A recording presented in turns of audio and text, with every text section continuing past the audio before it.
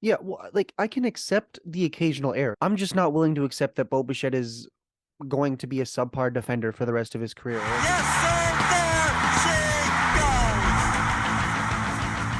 Hello and welcome to episode 269 of Section 138. I'm your host, Mark Colley, joined by Jacob. We don't have Bryson with us this episode, so we're reversing roles. We get one of you back, but not the other. Jacob, how are you? yeah, it is nice to be back. I mean, it was kind of a crappy week for the team, a terrible road trip, unfortunately, but it is nice to be back. And to the person that commented saying that I've been missing the episodes to avoid playing guitar on the camera and the YouTube videos, no, that's not the case. I mean, maybe I'll cook up a Section 138 album one day, but Oh no, no. anyways. Anyways, we got a lot to cover today. I mean, there's only a 2 game series, but oh, it was a bad 2 game series, and I think that's what I think makes these episodes a little bit more interesting because there's a lot of things that need to go right for this team if they want to turn things around. Hey, we're always looking for intro and outro music. So if you want to cook up one of your own songs for that, we'll get some original music. Just Jerry But yeah, Howarth is the sample. yeah. I mean, this team is like, I don't know. Bryson and I talked about it last episode. It's impossible to figure out what the hell is going on right now. You get swept in 4 games by the Boston Red Sox. You sweep the Pittsburgh Pirates in 3 games, and then you get swept in 2 games by the Philadelphia Phillies. It's just very confusing, the ups and downs of this team right now. Last episode, I praised them for being mature and being able to bounce back from that 4 game sweep with a sweep in their own right. And now they bounce back the other way. So it's just weird. But let's start with the thing that everyone on the face of the planet is talking about right now, and that's how game 2 of this series on Wednesday evening ended for the Toronto Blue Jays. They go into the 10th inning. Tim Meza is pitching very well, gets the Blue Jays into a situation that they should get themselves out of. Bo Bichette fields a ball, makes an errant throw to first. It sails past Vladdy, and the winning run comes home to score for the Philadelphia Phillies. We haven't actually talked that much this season about Bo Bichette's defense, and that's phenomenal because, after basically the first week of the season, he's been great. But what I want to pick on you for, Jacob, is what you said in our Discord after all this went down. And I want to quote it to you and just have you explain your opinion, or if you even still stand by your opinion, because it's very dramatic. But you said, I just saw the Bo Air. I legitimately want this man sent to the minors. I don't care that he can hit. His defense is more of a liability than a $500 million mortgage on a balance sheet. Explain yourself, Jacob. I wasn't expecting you to quote me there. That was oh my gosh, that was I was thinking of a clever way to say that. But what that was the weirdest thing I could have sent in the chat. But I was actually going to mention this. I think Bo Bichette needs to go to the minors. I'm not saying permanently, but for a period of time. Because at this point, I know he's only made one error in his last 20 something games. But this is disgusting, in my opinion, that he cannot make a basic throw. And it's not even like this is pre 2016 where the runners can take you out going to second base. You have time to throw that ball. I don't know how this is messed up. And even, you look at, I know he's had a better defensive season than last year, and although it is early, but he's been looking a little bit better. But you look back at it, like the very first play of the entire 2023 season, a Bo Bichette error. This last play to end the game, an error. That should be a double play to end the game or end the inning, excuse me. I'm not saying that they're going to go on to win the game, but they should not be losing it in that inning. And look, I know he is one of the premier hitters in all of baseball, and I can't argue with that. And I want him on this team from an offensive standpoint, but at the same time, baseball is a two-way game, and it's not like hockey where you can make up for bad defense, or basketball or any other sport where you can make up for bad defense to some extent with good offense. You are going to be on the field defending for half the game at the absolute minimum. And if Bo Bichette cannot make a simple defensive play, he needs to go down, at least for a little bit. I think, here's the thing. He's a good player. He has the name associated with him. I don't think that people would want him in the minors. But that being said, it almost feels to me, and I could be totally wrong, and you can disagree with me, and I'm sure there'll be a lot of hate comments for this take, but he needs to be held accountable for these errors. And we always hear he's the first one on the field, the last one off. He's always putting in the work. He's had a good stretch, but these are unacceptable in my opinion. And to you look at a couple years ago when they missed the playoff by one game. I mean, I'm not saying it was the Simeon error that caused them to blow the lead and then lose it later, but it's simple things like that, plays that absolutely need to be made that are not being made. And to me, Bo Bichette right now is a liability defensively. And I think somebody in our Discord said something like he's a DH and we just have to accept it. I'm not really willing to accept that. I like, yeah, if that's truly what he is, if he's just a subpar defensive player at best, fair enough. Find another way to get him on the field or just in the lineup in general. But I don't like that. I think that he does belong on this team, but there is some growth that needs to happen. And maybe I'm not saying an IL stint or a phantom IL stint is what is necessary, but there needs to be something to say, look, you are not helping this team win on both ends of the field. You need to be held accountable. And look what John Schneider did. Like I think it was last year, where when Vladdy he hit, it was looking like it was going to be a home run, but he jogged and then he was out at second. He held him accountable. He needs to hold other players like this accountable because you cannot be this much of a liability, especially if you are considering to be a World Series caliber team. Well, there's a lot to unpack there. I guess I'll start with what I agree with you on because I think that's a shorter list than what I disagree with you on. I agree that his defense is a liability. I'll take it at that. He is not, and he's never been a plus defender, and that's never what he's been to the Blue Jays. He's never been, that's not the role he's supposed to fill with this team. The role he fills is an offense for a shortstop, and whatever you get defensively is a plus. Whatever you don't get defensively is what you expect. I agree with you on that. Does the defense need to improve? Yes, it does need to improve. We've been talking about this for years, right? Ever since he debuted, this has been an issue, and it's been a topic on this podcast many times in the past, both previous seasons and this season. The defense needs to improve. But I think that's where my agreement with you ends. You're talking about, so you genuinely think he should be sent to the minors? Maybe it's just for a week or two at max, but there needs to be something to say you need to be a better defender if you want to be in this lineup. Okay. Well, let me just read you some stats of his offense and tell me if you still think that he should be taken out of this lineup. He leads all of baseball in hits. He leads all of baseball in total bases. You look at his StatCast page. Average exit velocity, 92 percentile. Max exit velocity, 89th percentile. Hard hit percentage, 86th percentile. Expected batting average, 100th percentile. Expected slugging, 95th percentile. K percentage, 85th percentile, meaning good, on the good side of that. Barrel percentage, 73rd percentile. He's an impeccable hitter. You're really talking about removing this guy from the lineup?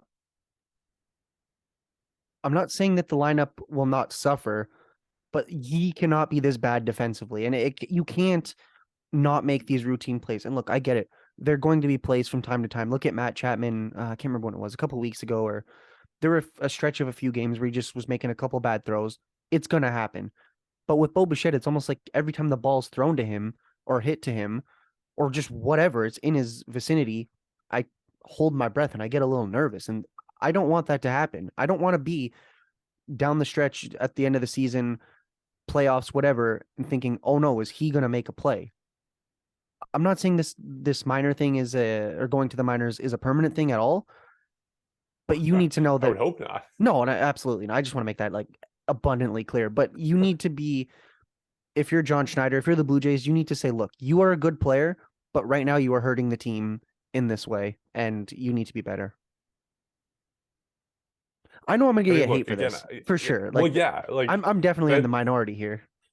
To be honest, I think this might be your most bizarre take that you've ever had. I don't agree with this at all. Like, I think it's kind of preposterous, the idea of sending, like, yes, the defense has to improve, and we should be having a conversation about how you improve the defense, how you get from where we are now or where we were at the start of the season or last year, whatever you want the baseline to be, to at least a competent fielder, competent defensive guy at shortstops that isn't making these mistakes and isn't costing the Blue Jays a game. But I mean, sending him to the minors is a step very far to go. And so, like, I don't know. If we're talking about how you improve, I'm happy to have that conversation. And honestly, like, I think Bo Bichette has improved. Like, if we're trying to answer the question of will his defense ever change, or is this just a constant and this is who he is, and we just kind of have to accept him for that? Like, I think there's a fair argument to be made that this is who he is. It's not going to change. Let's just shut up about it. Enjoy the ride, take the pluses with the minuses, and enjoy the fact that we have one of, if not the best hitter in the American League on the Blue Jays and in the Blue Jays lineup every single day. But I think you can also make the argument that he has improved over his time in the majors. And just looking back at the stats, I was curious because we do hear all the time about how he's like the first guy on the field. He's taking all these grounders with Luis Rivera before the game. Like, we hear constantly that he is this guy who puts in the work. So I wanted to find, like, does this work actually pay off? And you look at his error rate per season. 2019, he had 1 error every 6 games. That's what he averaged. 2020, very small sample size. He only played 26 games in the shortened season. He had 1 error every 8.6 games. 2021, it was back down, 1 error every 6.2 games. 2022, a little bit better, 1 error every 6.8 games.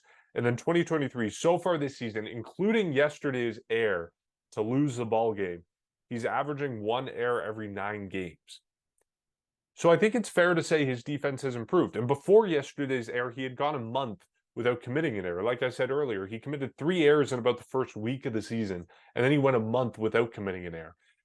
So I think it's fair to say that this work is paying off to an extent. We're seeing the improvement year over year. If you exclude 2020, his errors per game rate has improved constantly since 2019 through 2023. And of course, it's a small sample size this year, but his defense is getting better.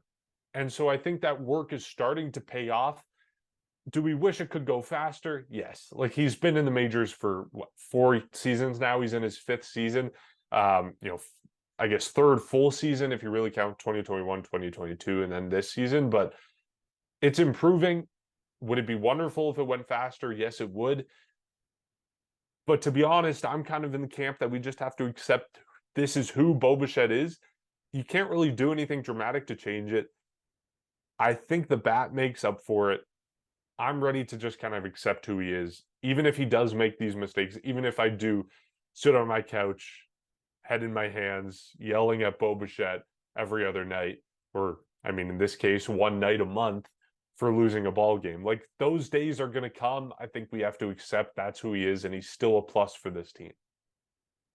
Yeah, well, like, I can accept the occasional error. Like, Matt Chapman, Vladimir Guerrero Jr., they're going to make their errors, the Gold Glovers. Like, people are going to make errors in baseball. You're not going to be perfect. I'm just not willing to accept that Bo Bichette is going to be a subpar defender for the rest of his career, or at least for now. Like, I think that he needs to be better. And I mean, if you're Vladimir Guerrero Jr., I saw the camera at the end of it. He does the whole like shirt untuck thing, but you can just see he's looking deflated. He's like, "Come on, dude! Like, you got to make that play." And he's obviously, I don't know if he's going to say anything to him. I mean, we don't know if there was anything said. I mean, who knows? But I can read, I can at least read facial expressions, and I can see that he's thinking this game should not be over. And I, I'm not saying that it's going to cause a ripple in the clubhouse, but to me, like, I'm not willing to accept that Bo Bichette is just going to be a bad defender. And he is improving. I'll give you credit for that, and I'll give him credit for that. He is improving, but it seems as if whenever he's making an error, it's just a play that it's just not acceptable to make, or it's in too pivotal, excuse me, of a moment, or it's just, to me, it's not acceptable to me anymore. Like, to see these types of errors in the situations costing your team. I know his offense is fantastic, and that's why probably going to get way more hate than I'm expecting to for saying that he's going to the minors, but there needs to be something to just send that little message, that nail in the coffin. Like, dude, you need to be better defensively if you want to help this team win. You clearly can do it offensively, but you're killing us defensively. There are so many other ways to do that, though. Like, like you could bench him for a day. But You could like literally institute a plan for him to get better. Like you could, I mean, he already does this, so I don't know how much that would do, but you could say like an hour before every game, Bo, if you want to be in the lineup, you gotta take these grounders or do X, Y, Z. Like there's so many other ways to get at this problem than sending him down to the minors, which is a very extreme measure for a guy who has like received MVP votes in the last 2 seasons. Like, I don't know. I just I really don't understand where you're coming from, Jacob. I just think, I look at 2021, 2022, and now 2023. Yes, he's been better this season, but this is not a conversation that we've only had once or only once or only 1 or 2 seasons. Like this is a repeated issue, and that's where I'm like, dude, like this cannot happen anymore. Like we talk about like the whole Barrios and Manoa, we're like, okay, how are these guys clearly struggling this much? There are at least ways for them to get better. Bichette's not getting better, at least not to the extent that I want him to. And it pains me to say this, but he needs to get better. And to me, I think that this is like the last resort thing that I would do. And it would definitely not be the fan favorite thing, but there needs to be something to say like you need to be better defensively, or else this team is going to suffer. I also don't think the errors capture the whole picture. Like you do look at StatCast numbers and his outs above average. Right now he's at 40th percentile. So that's what 10% below league average. And when we talk about the errors, like, yeah, the numbers are kind of shocking. Like the most errors by a shortstop in all of baseball since he was called up. That's a number that's going to stand out. But when you look at it as outs above average and you think, okay, he's 10% below average defensively, but like, I don't know, 50% above average offensively, maybe even more than that. I think you take the good with the bad, and man, sending him to the minors, that's a new one, Jacob. That's I still can't believe that that's something you genuinely believe. I don't want to believe it. I just at some point And I think don't you anyways, yeah, we've anyways. beat this dog. We've beat this to a pulp, and I'm sure it's going to come up again. I'm sure we're going to have another opportunity in a couple weeks' time where Bo Bichette commits an error, and it whether it costs the Blue Jays a game or at least gives up a run or whatever. I'm sure we're going to have another opportunity to talk about something like this. So I look forward to checking in on whether you think he should go down to the minors then or not. So we've been talking a lot about how terrible Bo Bichette's offense is. And I want to tell you about something that is not terrible, and that's Jay Birdie Baseball Co. They're a new sponsor for the podcast. We're super excited to have them on board, and they've got some super cool gear. And obviously, we're all giant baseball fans here. We all know the history of baseball in Canada, whether it's Babe Ruth hitting his first pro home run into Lake Ontario, or Labatt Park in London being the oldest continually operated ballpark in the world. These are all things that we as Canadian baseball fans cherish and take great pride in.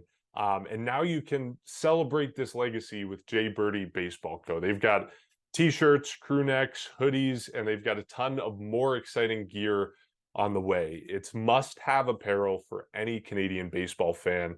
You can check out jbirdie.ca to find all the gear you want. You can also look at the link below this episode to find your new favorite shirt. Jay Birdie, Canada's baseball brand.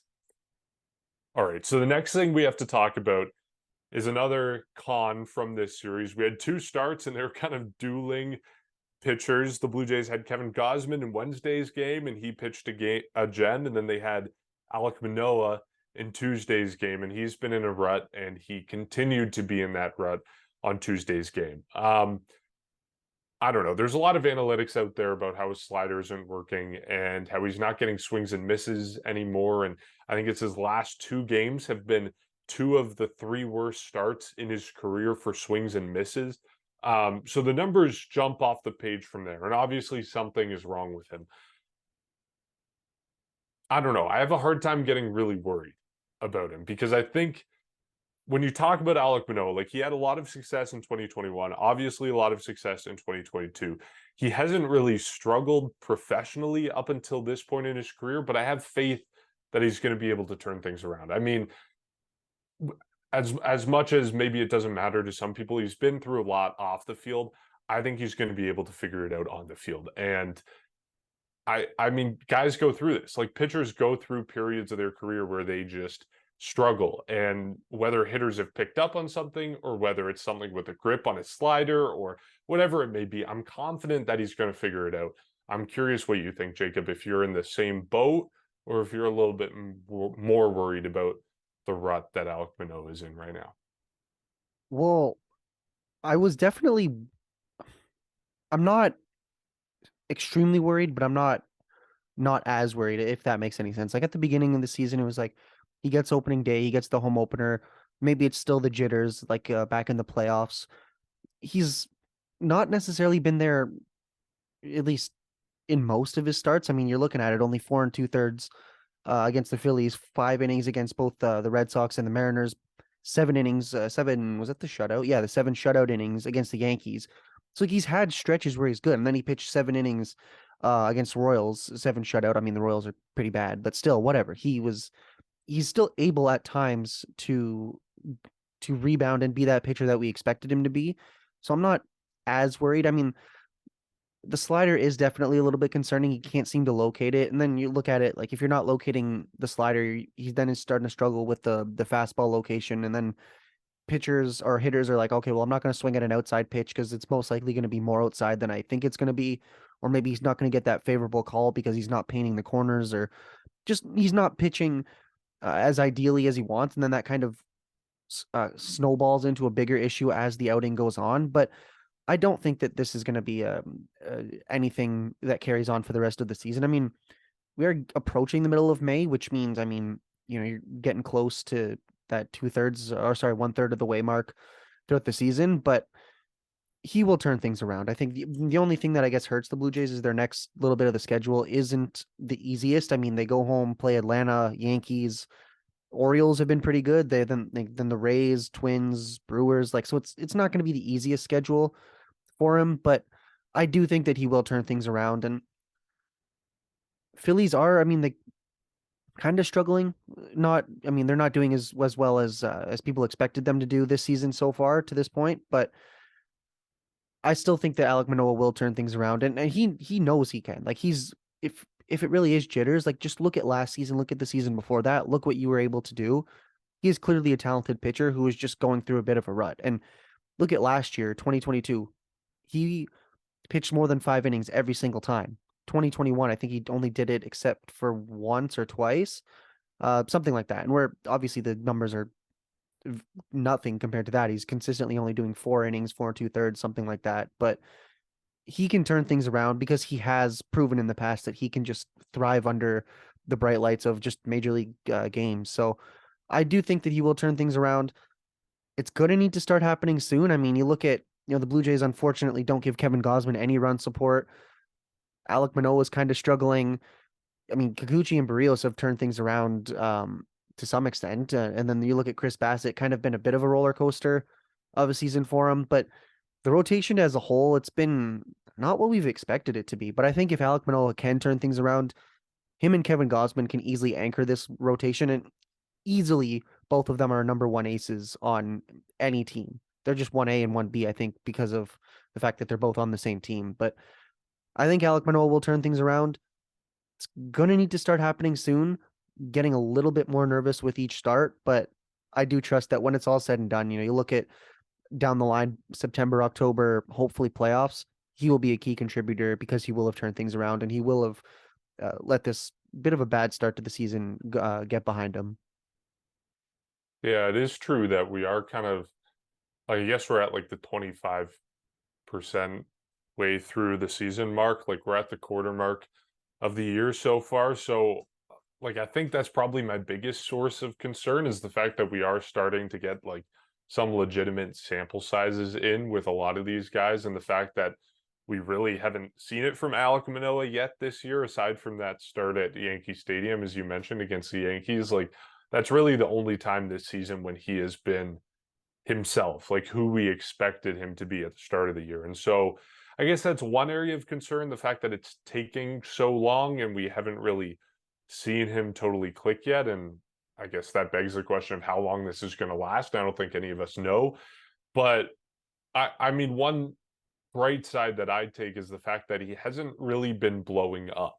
Like he had that one outing against the Rays when he gave up 7 runs, but since then, like the start at Yankee Stadium, and then he gave up 2 runs in 5 innings to Seattle, 2 runs in 5 innings to Boston, and then 3 runs in 4.2 innings to Philly. Like, these are far from ideal starts and far from what you would expect from Alek Manoah. But when you're putting it into context, like, he's still giving the Blue Jays a chance to win. And I think that's the thing that matters the most here. Like, you can be struggling as a pitcher and you can be trying to figure things out, but you got to still find a way to keep your team in the game. And I think he's been doing that. And it's not ideal. It's far from ideal. Like, I mean, especially in his last start, the 4 walks and the 1 strikeout, the lack of command is concerning for me.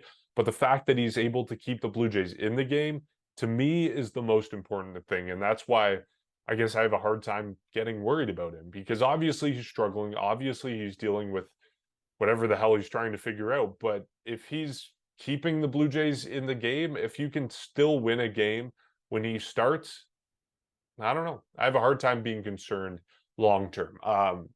Again, my biggest concern is that we're at the quarter mark of the season and we haven't seen any signs that he has figured it out. But the fact that he keeps the Jays in the game, even when he does struggle, is a really big bonus for me. Well, yeah, if like your bad start is 2 innings or 2 earned runs in 5 innings Yeah. against the Red Sox, I mean, yeah, I mean, in that one, the 1 walk and the 3 strikeouts, like if that is what's considered a bad start for you, then you're already ahead of the game in terms of turning things around. So I'm not totally worried about him yet. I mean, like we've just discussed, we are getting, a little bit more than just 1, 2, 3 starts throughout the season. So things are definitely starting to possibly lock into place with how his whole season's going to be, but at least he's able to limit the damage. And when he does struggle, I think that's what aces do. You're going to struggle at times, but if you can limit the damage, keep your team in the game, which I mean, you look at it, I mean, only in that Philadelphia start, only 3 earned runs. Like, yeah, it wasn't great. You didn't give your team the length that they needed, but it's not like you were 4 2/3, 7 earned runs. Like you were still in the game. And let's just hope that he is able to turn things around. I mean, they do have that big, I think it's 12-game homestand, if I'm not mistaken, or something like that. A couple series at home in a row. So maybe it's just him and the team getting home is what's able to rejuvenate them. But yeah, Alek Manoah, I think, has definitely earned the benefit of the doubt that he will turn things around, because really, other than this last 6-week span, he's been one of the premier pitchers in the league. And also, in the grand scheme of things, like, I know before the season we talked about how much the Blue Jays would be in a great position if they got even average performances from Jose Barrios and Yusei Kikuchi, and both of them are pitching their butts off right now. So when you have those 2 guys pitching really well and Kevin Gausman being as good as he's been, and then Chris Bassett in there as another great starter, like, it sounds terrible to say, but you can afford Alek Manoah struggling a little bit and you can still be a very competitive team. The fact that they won as many games as they did last season with basically no 4 or 5th starter getting outs effectively, and now they have one starter who's kind of struggling consistently, but also still keeping them in the game, like, it's a good situation to be in, as much as we want Alek Manoah to perform and turn things around. You mentioned the downside that he's not getting the Jays deep into the game, and that kind of cost the Blue Jays in the Tuesday game. They were in it late, and the Blue Jays were looking for someone to eat up those bullpen innings, and John Schneider turned to Trevor Richards, who, I will say, his first inning of work, the 7th inning, struck out the side, totally dominant. He came back out for the 8th inning, and this is where everything fell apart, and this is why people are criticizing John Schneider's managerial decisions, or at least one of the reasons why. Trevor Richards proceeds to allow the first 3 batters of the inning to get on base. He's pulled. Eric Swanson later allows all 3 runs to come around to score, and that's kind of what killed the Blue Jays' chances in that game. Another managerial choice that's under fire by John Schneider. In Tuesday's game, in that top of the 7th, before Trevor Richards came in to pitch, the bases were loaded with 1 out. Dalton Varsho was due up in the 3-hole. Instead, George Springer was pinch hit for him, and Springer ended up striking out on 3 pitches. I mean, Springer's health has been in question for quite a while now, and we know he hasn't gotten off to a good start of the season, and seems like he's still dealing with that virus or flu or whatever it was, and it's still nagging at him, and he hasn't really been able to play at all for, I mean, most of the season, but especially recently, he's gotten a lot of days off. So that decision is under a lot of fire for John Schneider, pinch hitting a guy who has been really hot lately in Dalton Varsho and putting in George Springer, who can't seem to do anything and certainly isn't healthy enough to start a game. So why would you put him in as a pinch hit solution? And then another pinch hit decision that's under fire by John Schneider is in Wednesday's game, top of the 10th. He lets Santiago Espinal up to bat.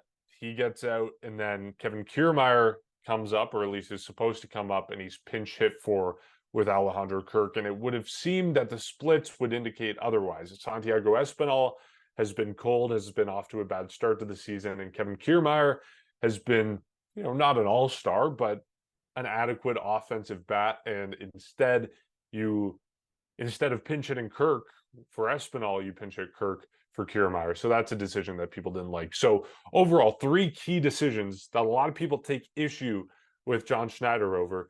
I think the pinch hitting decisions are questionable. The decision to leave Trevor Richards in to go a second inning, I'm fine with. Like, we just talked about the fact that Alek Manoah came out of the game early. The bullpen, as much as they got some rest in Pittsburgh, as much as they had the off day, you don't want to stress them too much.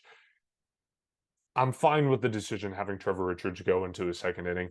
It unraveled. Yes, maybe you don't do that in the future, but hindsight's 2020. I think that decision was fine in the moment. The pinch hit decisions, I completely agree with the criticism. Not sure what John Schneider was thinking there. Yeah, I was gonna say that too. Like, you look at, I know Espinal's had, I mean, he had a good start to last season. Didn't necessarily have the hottest second half, but I don't know why he's up to bat. And I hate to say that because I'm a big Espinal fan. I don't know why he's up to bat in that situation where Kiermaier isn't. I mean, Kiermaier, look at what he can do. Get it. He can bunt for a base hit. I mean, him and Varsho are surprisingly like really, really good at that. They're both great runners. I mean, I don't know why that decision was made. And then the Springer one, it's tough. I know his health has been in question. I know he's not had the greatest start to the season, but he is also one of the better players in baseball when he's healthy. Could be an MVP, at least considerable mention if he's healthy playing a full season. But all I can see is maybe John Schneider's trying to reignite his one of his best players, but it didn't really work. And I don't think that that's the right time to do it. So I'm gonna say that that criticism is definitely warranted. But with Trevor Richards, like, what are you gonna do? Your starting pitcher, actually, he didn't even give you half a game. Like, I mean, you can't literally divide 9 in half and get that perfectly. But Alek Manoah didn't even pitch 5. He can't even qualify for a win if you, I mean, he wouldn't have qualified anyways. But he didn't even give you 5 innings. I mean, I guess you can argue give Nate Pearson or Tim Mesa a little bit of a longer outing or something like that. But I don't have a problem with keeping Trevor Richards in. He looked good. Like, let's be real here. That first inning, he wasn't bad. The second inning, things obviously started to unravel, but you need to trust guys like that. And unfortunately, Alek Manoah did not give the Blue Jays the length that they needed. And that's what happens. We've talked about this in years past. Your starting rotation suffers, the bullpen then suffers because of it. And I mean, even just looking at Trevor Richards, like, the 3 earned runs were charged to him, but the May 3rd against the Red Sox, 1 1/3, only 1 earned run. April 30th against the Mariners, 2 innings, 1 earned run. And then the last time he allowed an earned run was April 6th against the Kansas City Royals. So he has not been bad. It's just, not been great at times. If that's the thing with relievers, you're only pitching 1 inning, you give up 3, that inflates your ERA, but he has been dependable. Just like Alek Manoah's kind of gained our trust that he will eventually turn things around, Trevor Richards has been quietly a lot better than people have expected him to be, or maybe that they think he's been. So I don't really criticize that move. If it works, then everyone calls John Schneider a genius. If it doesn't work, they're all coming for his job. But those pinch hitting decisions, definitely questionable, and let's just hope he learns from this, because I swear I do not want to listen to another what was the chant? Fire Montoyo, or I don't know. It was the game where I went to, and after that everyone was just going like fire Montoyo, chanting whatever. I can't do another one of that. Like, I want John Schneider to stay as this manager. I think that he is to some extent capable of doing it. I think he has the respect in the clubhouse, but you got to read the room and you got to look at your stats a little bit better in those situations when you're pinch hitting for guys. But as for pitching, there's only so much you can do when your starter consistently gives you less than 5 innings and you need to use your bullpen more than you wanted to. I also think there's a lot more considerations that go into a bullpen decision than a pinch hitting decision. Like pinch hitting to me is really just like stats. I guess the exception is George Springer, who like you got to consider his health and how much he's I don't know what the word like how much he's with it, like how much he can focus on it at bat right now. Like I really don't know how bad his illness is. Presumably it's not too bad if he's available to pinch hit, but uh like yeah, it's really a stats and a matchup and a splits consideration versus when you talk about the bullpen, there's so many other things that go into it. Like you're talking about the usage that these certain guys have, and yes, the stats and the splits, but also like what we've been talking about, like trying to save guys for the next day or trying to expose them less against certain players and certain teams. And they pitched this game that day, so you want to give them a day of rest. And like there's so many considerations that go into it. So I have a hard time criticizing him for leaving Trevor Richards in there when when you consider all those things, he was probably the best option they had. And yeah, you can probably make the argument that like Eric Swanson should have come in sooner. Like there should have been a quicker pull. Like once that first gets on, maybe you pull Trevor Richards instantly and just say, yeah, you did a nice job, but it's a close game. We got to move on to the next guy and keep it close. Like I'd be fine with that. And maybe that's a criticism you can have. But again, to be honest, with the bullpen, there's so many things that go into it. I have a hard time criticizing it from the outside looking in unless it's truly egregious, as is, I think, the pinch hitting decisions in this case. And it's interesting because I also disagree with the decision last week against the Mariners when Dalton Varsho walked it off. I disagreed with the decision to have Varsho hit and not pinch hit with, I think it was with Merrifield who's on the bench in that situation. So there's been a couple pinch hitting situations early this season that I've disagreed with. So I don't know. That'll be something that we're watching as the season continues. One last thing to mention before we get to series predictions is just the absolute insanity of the AL East this season. And I mean, we all know this is the nature of being a Blue Jay fan and the nature of competing in the AL East. But to start the season, it's been truly ridiculous. As things stand now, the last place team in the American League East, the New York Yankees, has a better record than the first place team in the American League Central, which I believe is still the Twins. It's bizarre. It's literally ranked 1 through 10 going down the standings of top of the AL East to bottom of the AL Central. And I'm a firm believer in the fact that if the Blue Jays were in a different division, they would be a much better team record-wise. I'm glad we get a little bit of an evened out schedule this season, but it's very, very I don't know. It's frustrating, but at the same time, like Blue Jays baseball wouldn't be the same if you were in a different division, not playing the Yankees, not playing the Red Sox. The identity of this team would be very different. So, anyways, just one of those things we're tracking towards the end of the season. Okay, the Blue Jays got an off day today. They will be back home for a series against the Atlanta Braves Friday through Sunday. We potentially get a Canadian kid coming back to pitch. I think it's Sunday's game if he's healthy in time. The rumor has it. Jacob, what are your series predictions? Well, I'm just looking here. It looks like, I mean, nothing's confirmed on all these sources I'm looking, but I think Kikuchi's going to get that last game on the 14th. It's looking like Barrios versus Bryce Elder on that Saturday game. And then tomorrow's game looks like it's going to be a bit of, I mean, sort of a pitcher's duel. I mean, you got Spencer Strider versus Chris Bassett. So bit of an advantage for the Braves there, but I'm going to say they take the last two. Like, I don't think that they lose this series. I mean, the Braves, we talk about how the Blue Jays have, or I mean, the last place team in the AL East has a better record than like half of the division leaders just in the league in general. Blue Jays, I mean, you look at the Braves, 25 and 12, first in the NL East. Blue Jays 21 and 16, fourth in the AL East. So, yes, okay, fair enough. A bit of a gap in their win totals, but still, this is two competitive teams. I think the Blue Jays lose that first game and then take the next two with, funny enough, their two aces, Jose Barrios and Yusei Kikuchi on the mound.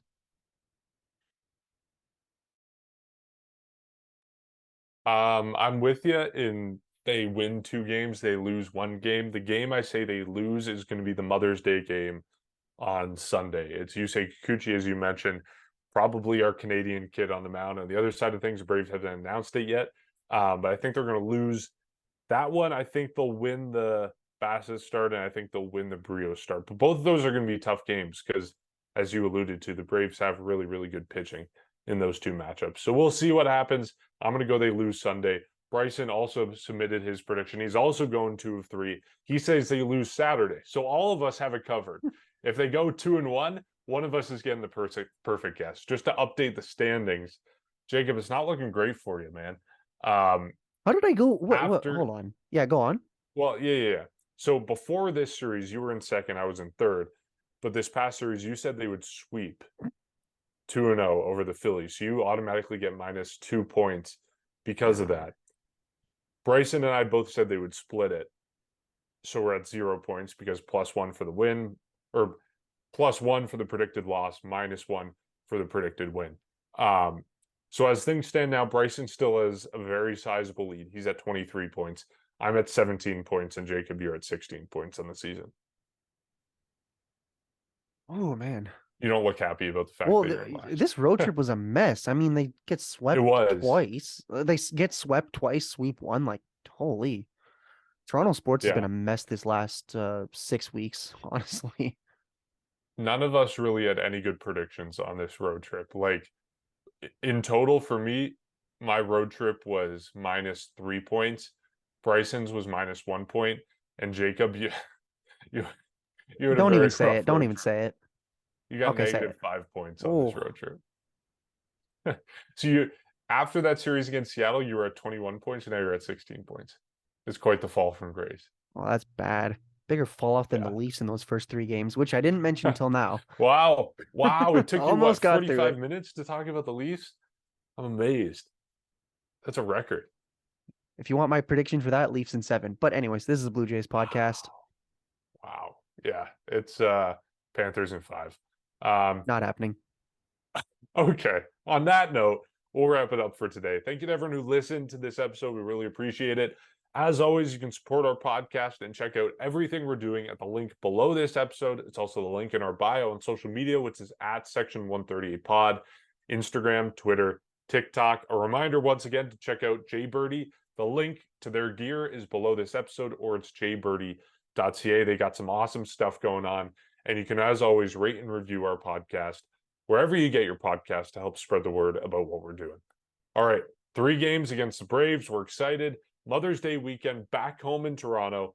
We'll catch you next time.